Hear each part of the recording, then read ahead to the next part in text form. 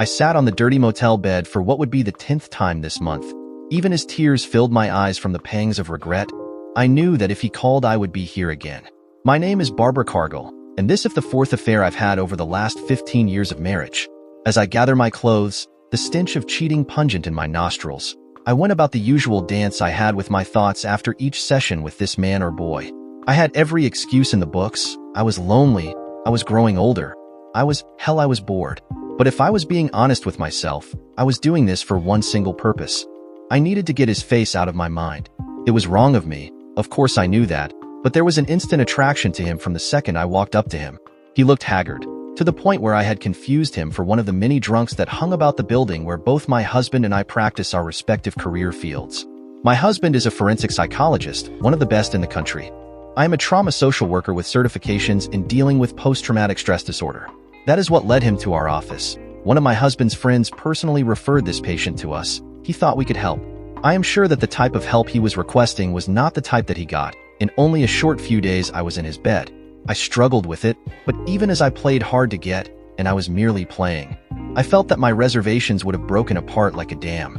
But even with his extensive background as a soldier, and later as a private military contractor, there was gentleness to his heart. His eyes actively reflected his moods, from his passion when we were together to his extreme anger and heartbreak when it ended. He was my first affair. With him, I took a step that I had never considered taking throughout the years of marriage, and it was him that had put me on this road.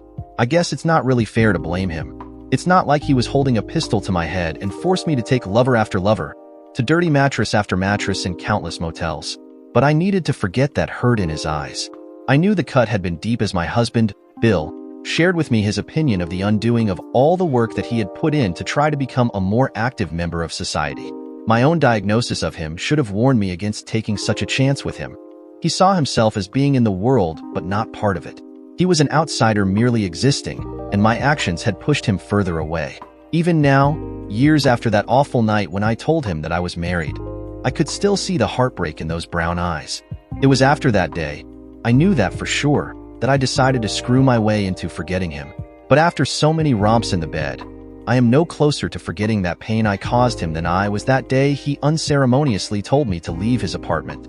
I was surprised that he had not called Bill. For months after our last encounter, I feared that any call that came through would be from him. I feared what Bill, with his controlled demeanor, would do and what the result of those actions would have on our already fragile marriage. I hoped that he would never find out about any of my affairs, but I knew that the more I carried on, the higher the odds were stacking against me.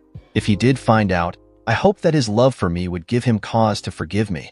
I made my way out of the seedy motel that I had chosen this time around. I had learned to ignore the smirks of the managers as I booked the room and returned the keys merely hours after, but I could not risk staying there any longer than absolutely necessary. I would take care of any personal cleaning before I would make the drive to either the office or home. I set my husband's schedule and never dared to take these chances while he was in town, but even with those few precautions, I still did not dare risk going to his home in an unclean state. With each mile that I put between me and that motel, my guilt dissipated, and no matter how many times I would tell myself that this was the last of the strings of affairs, by the time I pulled into the driveway, I knew that I would do it again. I couldn't understand her. She was an intelligent woman. There was no doubt about that, as the many certificates and diplomas that hung on the walls of my office could attest. Had this been the first time, maybe I would have forgiven her. I knew that there are multiple reasons that can drive a spouse to stray from their marriage, but this hadn't been the first time, nor the first man. There was a line of those already. I did not read the PI report any further than that. I knew that if I had seen the pictures, heard the recordings, or even watched the videos, that any respect that I held for that woman as a professional would certainly disappear completely. That is all that kept me from destroying her life, if I was being honest. I knew that her work with the patients was sublime, but I had nothing left for that woman other than professional consideration. What are you going to do about her? Stacy had started working for me a few months ago. Her husband was one of the managers of the motels that Barbara had frequented with her vast array of lovers. It had taken her a few days to confront me with those news because we had grown a friendship in a small amount of time. She had made her husband, Ed, come to work with her that day. I remember it vividly. "Bill," he had said, scratching his head in a nervous gesture. "Look, man, there is really no easy way to say this, but I saw Barbara down at the Starlight Motel last weekend.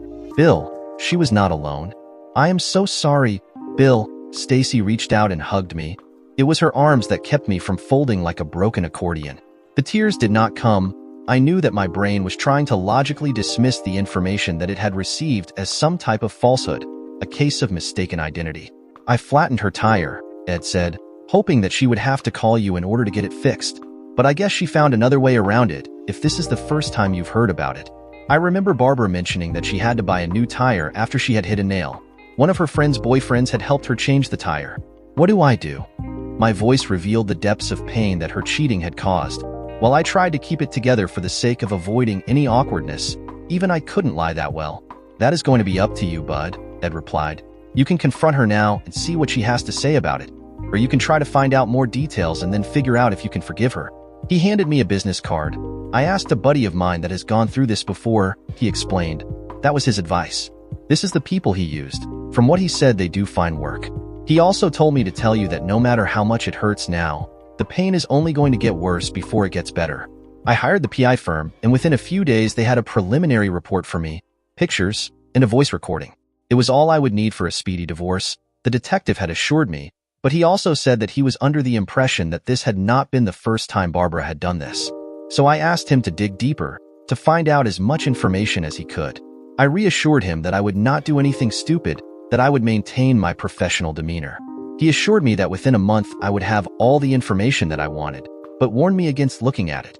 If he was right in his assessment, looking at the evidence would only destroy me. When I saw him again after a few weeks, he sadly revealed that his gut had been correct while handing me 3 separate envelopes. The first one contained his typed reports including dates, times, names, and locations, but it also included the more innocent of the pictures. The second one was sealed, and he told me that it had a variety of pictures in very compromising positions that left very little to the imagination. The third, he called it the nuclear option. Inside it were discs containing the voice recordings, video surveillance, and a digital library of all pictures that he and his team had taken and acquired. For 3 long months, I held on to all this evidence. I don't even think that Barbara had noticed that we had not done so much as held hands in all that time.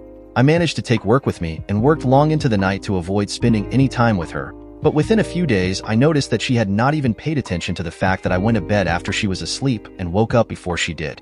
In the blink of an eye, a year had passed since that day. I knew that she had continued her affairs, but I had stopped caring a long time ago. During that entire time, we had not shared a bed as lovers or touched each other in any way. Again, she did not notice. How long are you going to keep this up? Stacy asked me. I can see that it's killing you, Bill. Please, you have to confront her. You have to set yourself free of her. You still got a few years left, bud, Ed said. You can still rebuild a life if you want to, but you're only making yourself miserable. I knew they were both right. I knew that I was only spinning the wheels in a dead situation, but I honestly had no idea what to do, even after all that time. I knew the answer was to divorce her, to try to get my pound of flesh from her, to reassure myself that I was a man through whatever means it would take. I had always compartmentalized my problems and approached them in the most logical way possible. Since I did not know what to do in this situation, I simply reacted. While I had continued to attend all my required medical conferences and paid the necessary bills to maintain my insurances for private practice, I began to take a close look at myself. I was nearing my 45th birthday. By today's standards, I was still a young man, and like Ed had said, I still had time to rebuild my life after Barbara. I had sought out a few lawyers for advice at my friend's insistence. We did not have any children. The house was mine since before we had gotten married, and my business was well protected as I also had it before Barbara and I had met. She had a great career and would be able to find work easily, so any fears of spousal support were easily dismissed. We each owned our own vehicles and saved for our bank accounts. Everything was neatly packaged as his and hers. Throughout our entire marriage, this was the first time that I had noticed this fact. Lawyer after lawyer told me the same thing, assured me in the same ways, and offered me the same fake condolences while making sure that I took one of their business cards. I accepted each of them, not just the ones from my city, but from every lawyer I met during the stateside conferences. With each meeting, the word divorce became more and more like another series of letters. A year and a half after the day, as I had begun to call it, Barbara had still not noticed the lack of intimacy in our relationship. I had the PI continue with his written reports, with more dates and times, and only a single series of pictures whenever she took a new lover. Just like the previous photos, I kept them in their sealed envelope without once glancing at them. Slowly, I began to notice other women around the world, and where once everywhere I looked I saw nothing more than shades of gray. Now new colors were beginning to take hold. I smelled fragrances in the air that I had not realized that I had missed. The smell of lavender lotion became a favorite of mine. I became a fanatic of wines, never overindulging, but knowing the differences between the vast variety of reds and whites.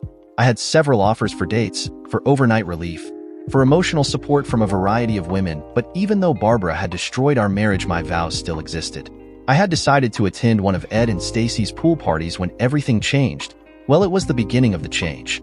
Change came to me in the form of a long black-haired, deep black eyes, full-lipped woman with an attitude that could make celebrities seem shy. Everywhere she looked, and every person she spoke to immediately lit up when she gave them as little as a wave. It was as if I was seeing an angel walking on the grounds of this earth. She moved without need to take steps, defying gravity and physics itself. As she embraced Stacy and turned to look at me with one of those smiles that could melt an iceberg, I saw that behind her followed a man that I had become familiar with not more than a few days before. "This is my brother-in-law," began Stacy as the man had stretched his hand in order for me to shake it, but after seeing the look that had plastered itself on my face, she was frozen. Time moved painfully slow as his right hand moved up with all fingers open and extended. His left hand wrapped around Tracy's waist. I had never been a violent man, but my patient load had forced me to take a few self-defense classes, more often than not taught by those same patients. I was by no means a black belt in any practice or discipline, but I had a year and a half of pent-up anger ready to explode. "Troy," I finished the sentence for her, as my fist collided with the man's face. As he stumbled backward, I was on him faster than anyone could react. My fist had pistoled into his face at least 3 times before I could feel Ed's arms around me, trying to pull me off this man. Tracy moved to her husband's side. Like a lioness, she was trying to protect him from an unknown danger that she truly did not understand. "Jesus Christ, Bill," Ed shouted, struggling to keep me restrained. "What the hell just got into you?" "What the hell did he say?" "He didn't say anything," Tracy shouted, just as her husband began to regain his senses. "This maniac just punched him in the face while Troy was trying to shake his hand like a gentleman. I don't remember him being such a gentleman while he was screwing my wife," I shouted. My anger completely consumed me at that moment.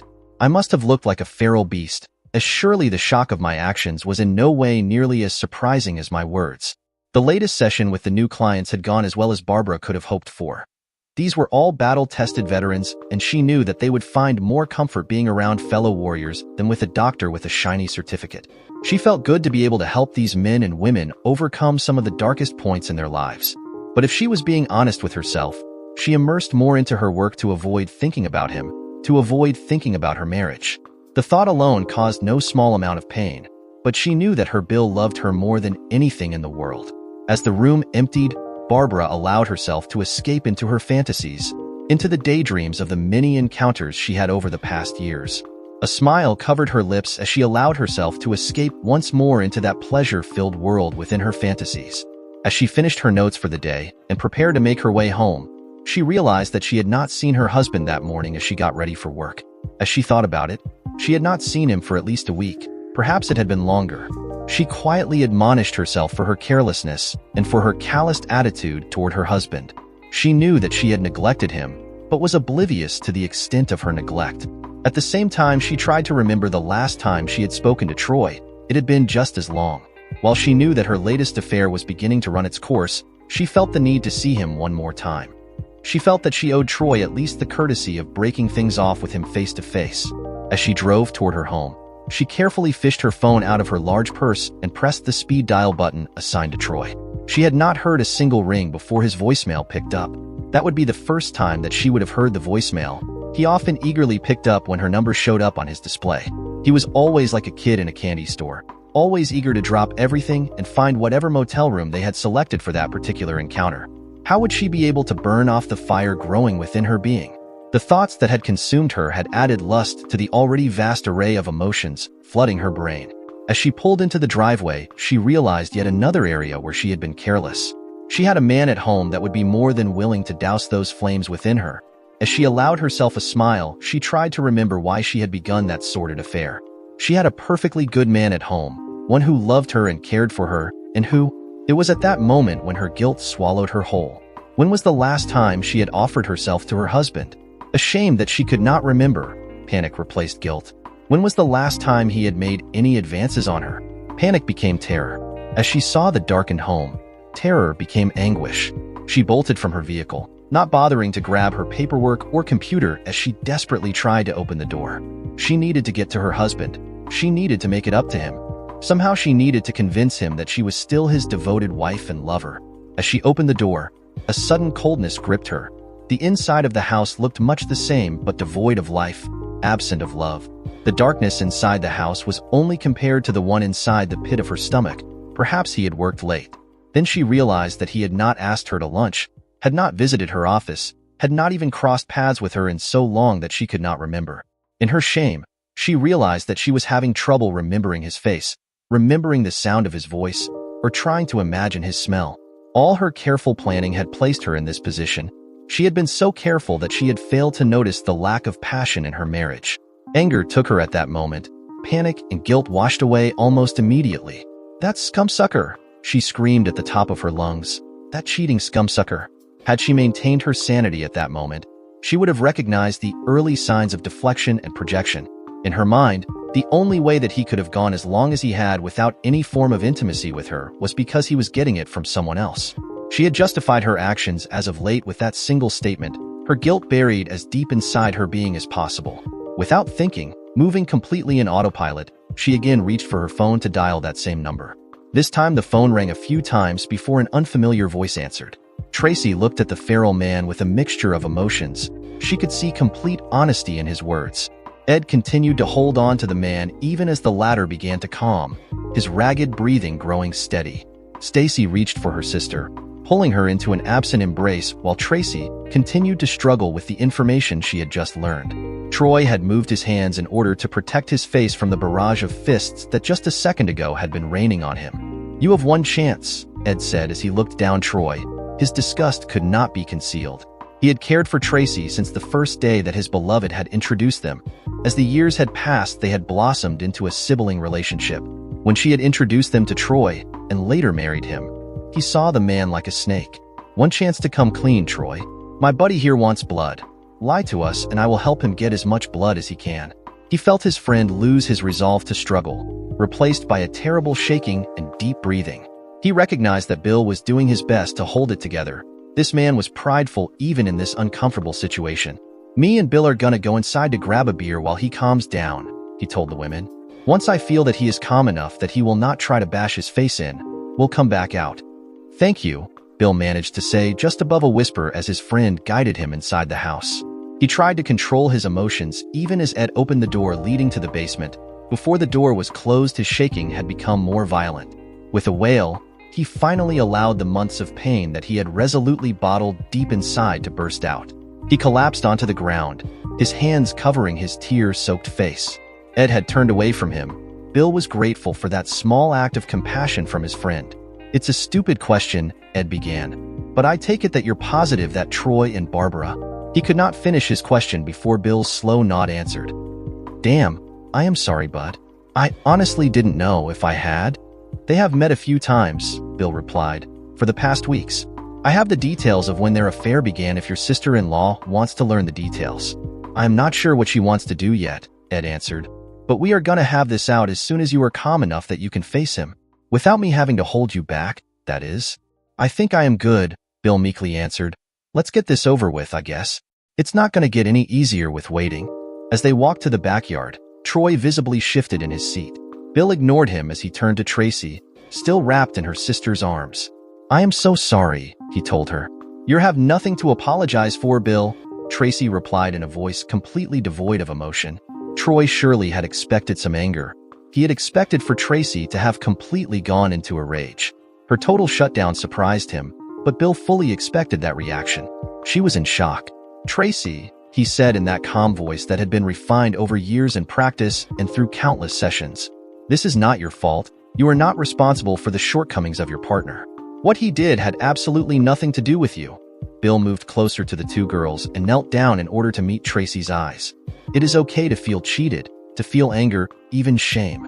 But you have to allow yourself to feel." He gestured for Stacy to remove her arms from Tracy. "What is going through your mind? Could you be mistaken, Bill?" Her tone of voice implored that he could be wrong about the man who she had given her heart to. She hoped against everything that he was wrong. "Please," Tell me you were wrong about Troy, Bill. I've had a PI following her for the better part of this year, Bill began. We limit our interactions to written reports except when she takes a new lover. Bill looked at Troy, silencing his feeble attempt at speaking. I got his picture about 4 months ago. Oh, God, Tracy cried out, burying her face in Bill's chest. Why would he do this? How? I think those questions are better answered by Troy, Bill replied. He held on to this woman as he spoke, keeping the tone of his voice as calm and soothing as possible. No small task considering the circumstances. Well, Troy, care to fill in some of the gaps? We met during a business conference, he began, about 6 months ago. She approached me after the lunch. During mergers, we sometimes need social workers to give us a feel for the morale of the company. Plus, it can be a stressful time for employees that think they might lose their job during the merger. He looked around at the group before continuing. We exchanged numbers. I did it for networking. Her reasons became clear a few days after. How so? Bill allowed the words to escape before he realized what he had asked. Almost immediately, he regretted asking his question. As Troy fished out his cell phone from his jacket, the feeling in his stomach intensified. She started sending me pictures, Troy replied as he turned on his phone, innocent at first, but they quickly became sexual in nature. I am sorry, Bill. She never mentioned she was married. He turned the phone so that Bill could see it. The sight would have made him lose his lunch had he not seen far worse pictures. Barbara sat in what clearly looked to be a motel bed.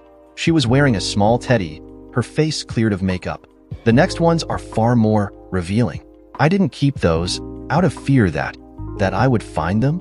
Tracy moved toward Troy, fists clenched so tight that her knuckles were becoming white. You're noble, aren't you? You disgust me. You sorry excuse for a man. I think you should leave, Troy, Ed quietly said. You've done more than enough damage as it is. No sooner had he finished speaking that Troy's phone began to ring, the caller clearly identified in the display screen. Go ahead, a-hole, Tracy spat. Answer the phone. We all know what the 304 wants. Give me the phone, Bill said, more a command than a request which Troy immediately followed.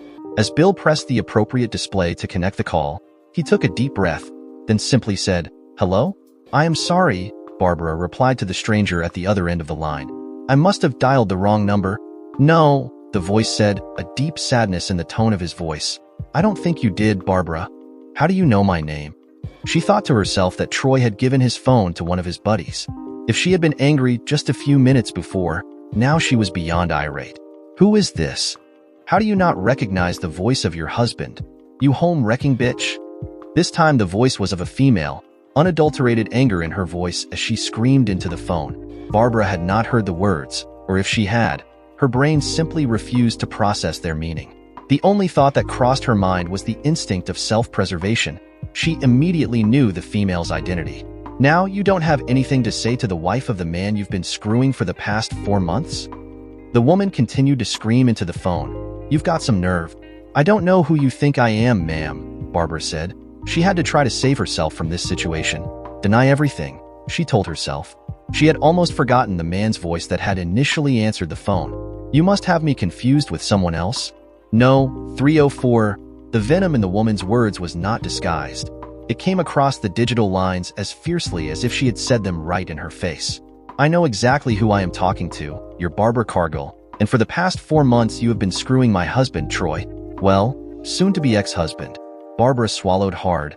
There was no point in denying it, but she could still just allow the woman to vent. Not admitting anything was just as good as denying everything. Ma'am, Barbara replied, I don't know what your husband has told you about me, but I assure you. Cut the act, the woman spat. If you worried less about what my husband says and instead worry more about what your husband knows, maybe you would have been loyal enough to keep your legs closed. It was at that moment that the words finally registered in Barbara's mind. She reached far into her memory trying to piece together the identity of the man's voice. Her brain nagged at her. She knew the answer, but something was not allowing her to make the connection. The woman's words completed the puzzle for Barbara and she found her answer. Bill, you're going to need to get yourself a lawyer, the man's voice said. She now recognized it. This was her husband. Her husband had answered Troy's phone along with Troy's wife. Before she could say something, anything, the call was disconnected. Barbara stared at the phone as fear began to take hold of her. Slowly, she managed to lower the cell phone from her ear and moved about her home. Her brain was still trying to process what had just happened. Her husband knew. Bill knew. As she reached her dining room table, She gingerly pulled a chair out and collapsed onto it. She sat in the dark room for a long time, but surprisingly enough, there were no tears. Her instinct was to try to reach Bill. She had to talk to him now more than ever. As she dialed his number, she was surprised to learn that it had been disconnected. She tried using the house phone, with the same results. She remembered her husband's habit of changing his phone number every 6 months. He had not bothered to share his new numbers with her. She held the house phone to her ear until the disconnect signal blared loudly. Her shaky hands returned the phone to its charging cradle. She returned to her seat. The second time she had collapsed onto the chair brought more violent shakes. This time, the tears would come. "I don't think you should go home tonight, Bill," Stacy said as she watched Troy drive away. Her sister was still crying in the backyard as Ed tried his best to comfort her. "You know she is going to be there."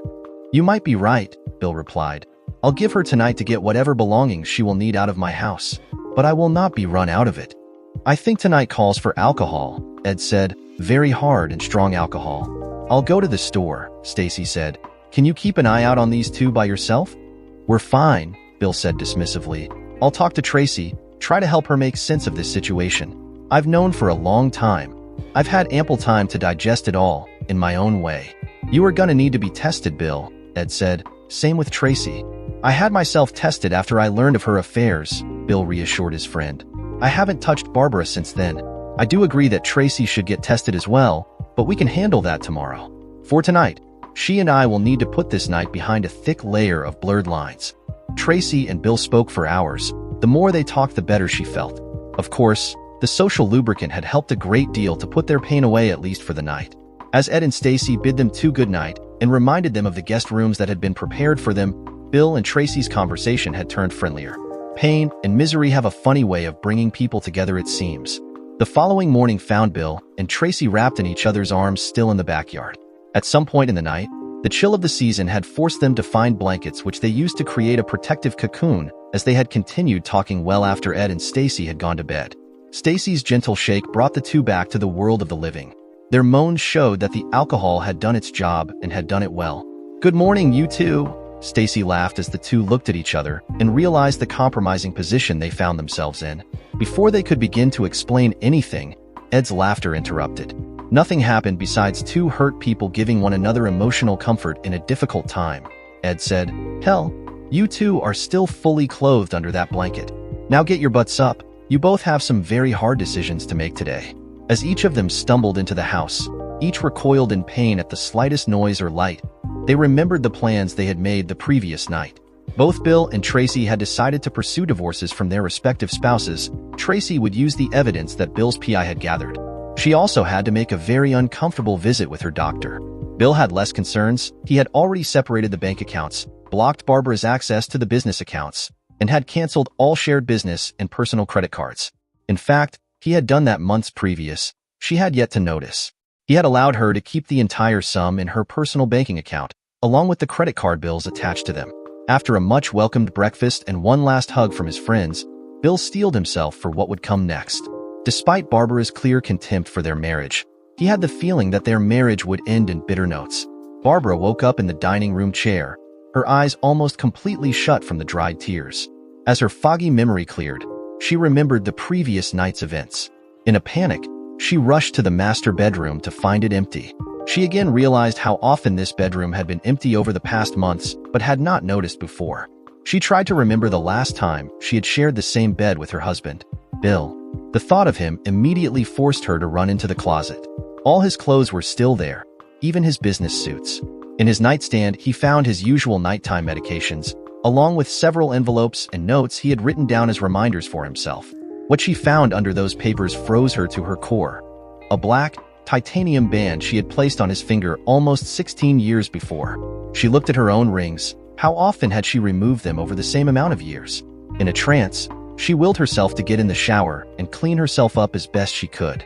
Unlike her many previous showers, a more insidious layer of filth that spread throughout her body. That was an apt imagery of her life at that moment. As she prepared her morning coffee, the sound of her husband's engine shook her from her stupor. Drawing a deep breath, she tried to prepare herself for whatever onslaught he would feel she deserved for her blatant cheating. She told herself that she would endure whatever humiliation, whatever punishment this man delivered onto her. He walked into the house, murmuring something just under his breath. "Why are you here?" There was no malice in his voice, no venom, nothing more than genuine confusion. She looked at him for the first time in months. He had lost weight. Not in an unhealthy way. His gut was gone to be replaced with staunch muscles.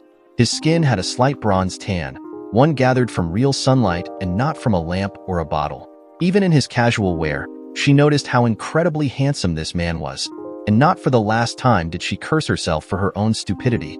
She had risked her marriage over meaningless liaisons with boys. "Bill, please," she said. "We have to talk." "No, we don't," Bill said with contempt in his words. "You've had more than a year to talk to me." He slowly began to make his way to his bedroom. "I will try to be as fair as possible, Barbara. You will be served today with the divorce papers. A process server will be by this afternoon. Along with the petition for the divorce, there will be 2 other documents that you need to look at. The first will be your official notice of termination of employment. You are fired, Barbara. The second set of papers are a restraining order that will prevent you from coming into the house, the business, or anywhere near me. Please, don't fight the divorce." "Bill," Barbara said, her broken voice just above a whisper. He stopped for a second, waiting for her to continue. When she did not, he continued, making his way to the bedroom. He tried to ignore her wails by hiding under the shower head, allowing the water to cleanse his body and clear his mind. She had collapsed on the floor. The tears had stopped, only to be replaced by a vacant look. "Get yourself an attorney," he said on his way out of the house. As he opened the door, he remembered something. "It looks like someone broke into your car last night. Your door is wide open. Make sure nothing important is missing, or call the police." Barbara sat alone for far longer than she had expected. In her mind, Bill had just closed the door on his way out when the doorbell shook her from her dream world. Just like Bill had told her, the process server handed her 3 separate files. She had to sign for each of them individually. The divorce was discreet, efficient, and fairer than she could have expected. There was also a handwritten letter, little more than a warning from Bill to her. It said in no certain terms that if she contested this divorce, the terms would drastically change. Slowly, she gathered whatever clothing she would be taking with her, and with one last look into what used to be a loving home, she closed the door. Her first call would be to find a hotel where she could stay in the meantime. As soon as she found accommodations, she tried to find an attorney. She was moving in autopilot, trying her best to maintain what little of her mind remained by keeping busy. "I never thought you to be so damn cunning, John Alberts." The better part of Alberts and Associates and a friend for as long as Bill could remember, cheerfully said on the phone. "Didn't think you had it in you, boy." His southern drawl was no more than an act. Bill knew that, having grown up with this man, it was a tool, a weapon that he used with expertise. "I honestly don't know what you were talking about, John," Bill replied with honesty. "I just heard from Barb's attorney," John replied. It seems that she was having a few problems trying to find herself an attorney. Bill was about to protest when John continued. "Remember, you mentioned that before you had confronted her, you had checked with multiple attorneys to make sure that the information you had received was correct? Well, each of those visits made you a client of theirs, and therefore unable to represent her in court." "I didn't mean to do that, John," Bill replied with a shy tone to his voice. He truly was in pain with that revelation. When he had visited all those attorneys, his intention was simply to get as much information as possible regarding his situation. The last thing he would have wanted to do was place an obstacle in front of Barbara that would delay their divorce. "She isn't playing hardball," John said. "However, she has enrolled herself into counseling. They haven't asked for marital counseling, but I would be prepared for it if I were you. Even with your professions, it would not look good on you to refuse to go to counseling if it's asked." "I just want this whole thing to be over with so that I can move on with my life," Bill replied. "Is that going to put a halt to the proceedings?" "Unless we get a very friendly judge to her plight, everything should go smoothly," John replied. "However, make sure that you prepare for the worst. Please keep your nose clean, and if she tries to reach out to you, let me know. I changed my number. She does not have access to the new one," Bill said as he looked over at the woman sunbathing near the pool. "If she needs to talk to me, she would have to go through you. How are you holding up, bud?" Ed had become a great support during the past days. Both he and his wife had taken Bill and Tracy and cared for them in their vulnerable state. Ed had asked questions, kept opinions to himself unless it was something that was designed to either clarify a point or to make Bill look into something closer. "Any updates on the proceedings?" "My attorney says she has started counseling," Bill replied, trying his best to pry his eyes off the wonder flower that continued to sunbathe in the backyard. He saw that she had perked up when he mentioned counseling. He doesn't think that it will hinder things, but he is also cautious. "God," Stacy said, "why can't that woman just let you go?" She sat up from the lawn chair beside her sister. "You have been nothing but kind to her. Far more than the bitch deserves," hissed Tracy just loud enough for Bill to vaguely hear her. Over the past days, he had helped her in a more professional aspect in her own divorce from Troy. Bill was surprised at the amount of bitterness and hatred she carried for Barbara. Any feelings for Troy had been completely burned up. "Girls," Ed said, "how about you make a quick run to the store and get some things for us to cook and drink while us boys prepare the backyard for a little rest?" Both Bill and Ed watched as the two women stood up, both barely covered by tiny strips of clothing, leaving little to the imagination. Tracy made sure that she properly stretched her back after the long sunbathing session. "Behave yourself," Stacy whispered to her sister before the two started giggling. "Your divorce is still not fully complete yet. How is he taking it?" Bill asked. He had not heard much about Tracy's divorce proceedings. He knew that Troy would try his best to fight it, but there was not much room for him to negotiate anything. Everything that the two had been bought with her money and before their marriage, with the exception of his car.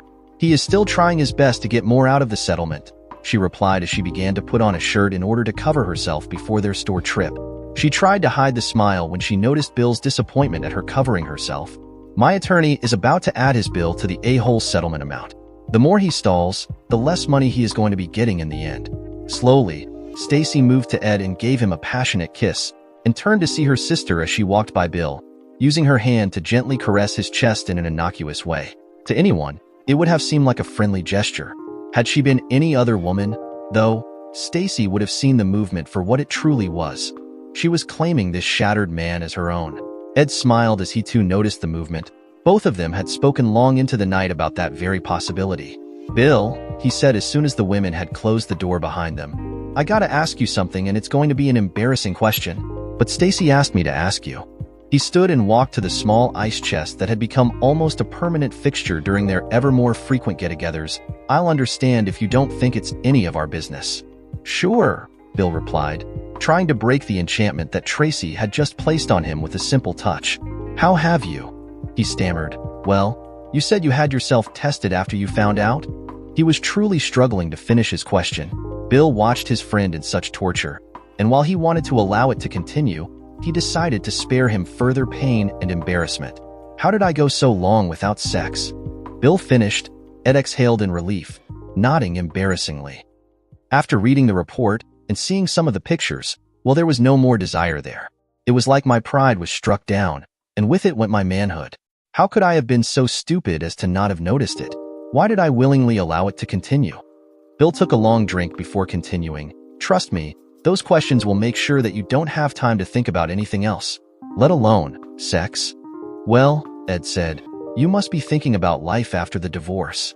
"I hadn't," Bill said. "Not until recently, if I am being honest with you. I had pictured a life of bitterness, alone in that big house with nothing but my work to keep me getting out of bed. Eventually, I probably would have broken down and probably would have paid for some professional company. But all that was so far into the future that I did not bother to give it much thought." "Then," Ed asked, "what changed?" "I did," Bill replied. "I started to see that maybe my future did not need to be so gloomy, so alone and dark. I remembered a patient I had long ago who had seen and done terrible things in his life," he continued. "Our short time together saw him making huge improvements. I still don't know what made him throw it all away, but for a while, I honestly thought that we had made a breakthrough. I knew that if he could come so close to it, then surely I could as well. I just needed the right motivation, and once I found it, then I knew that things could work out." "What is your motivation?" Ed looked curiously at his friend when the door opened. "She is," Bill said as his eyes fell on Tracy. This was Barbara's 10th session with her therapist, and while she knew that she was making some progress, she also had learned to accept that her marriage was beyond salvation. She had killed Bill's love for her, and whatever love she still held for him had to be enough for her to sign the papers. Her attorney had assured her that the terms were ample generous to her, and it would give her a chance to start over elsewhere. She knew that her reputation was somewhat safe. Bill was not that vindictive, but she had to get away from this city in order to rebuild herself. "Mr. Alberts," Barbara said into her phone, "will you be available to meet this afternoon?" "Mrs. Cargill," he greeted her with that southern drawl. "Yes, ma'am. I will be free this afternoon. Is there something I could help you with?" "I just need to come by and sign the divorce papers," she said, trying her best to hold back the sorrow. "I think I have made Bill suffer long enough. Do you think that he would be willing to meet with me one last time?" I could ask him, he cautiously replied, but to be honest with you, I am his power of attorney in this matter and have been authorized that if you make demands then I am too. It's not a demand, Mr. Albert, she replied. Had she lost so much credibility with people that a simple request could be twisted so? A simple request that is in no way a factor in my signature. Again, he replied, I will ask him but I can't, nor will I promise you anything. Will 5:30 this afternoon work for you? Yes, she managed to choke out, thank you. Her next call was far more impersonal, but she felt the absolute need for it. Within minutes of ending that call, she found herself picking up the key card for a room in the Vista Motel, just down the road from Mr. Albert's office. He was knocking on the door before she had managed to remove her shoes. Within seconds, he had expertly removed her clothing and the pile of his own combined in the ground at their feet. No words were exchanged between them, just a serious sex. Be here at 6, she told the man as he replaced his uniform. I'll have more use of you then. Want me to bring company? He looked at the woman as she remained on the bed. Why not? She sighed as she stood and moved to the shower. A few hours later, she had walked out of the attorney's office with her copy of the signed divorce papers. Bill had not shown up, taking away her last opportunity at making any type of amends. As she sent the text message to the previous number, she walked into her motel room. She vaguely remembered hearing the knock on the door as she stood to open it. Her lover had brought 5 friends. They did not waste any time with her. She was not aware of the scene. She was handed another drink and more pills. By the time the men were completely drained, she had been screwed for over 12 hours, with the drinks and pills. They left her in the bed. Her mind a fog, she allowed herself to drift into a world where she had been a loyal wife to Bill. As the men left the room, she was far into a land where her husband looked lovingly at her, both into their golden years, looking out into the infinity with happiness in their eyes. I love you, Bill, she said in her mind. Her body was far too broken and drugged to make a coherent move. I am sorry, she whispered to no one as her stomach began to heave. Bill tried his best, but he could not make the tears come. As the casket lay open, his once gorgeous bride rested in complete peace. It had taken 3 days before anyone had bothered to check on the woman that had rented the room and had sex with multiple partners a few days prior. It took the one man that she had been messaging to make the motel owners send security to check up on her. When they found her decomposing body, the police were called. The autopsy found large amounts of ecstasy and Valium in her system, along with a large amount of alcohol. Her lungs had aspirated her vomit, and in her weakened state she had been unable to reach out for help.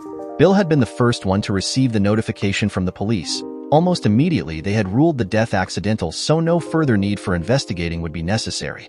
Tracy remained at Bill's side through the entire ordeal. She had taken charge and made the funeral arrangements. To everyone's credit, no one mentioned the divorce that had been sent to the judge for the rubber stamp.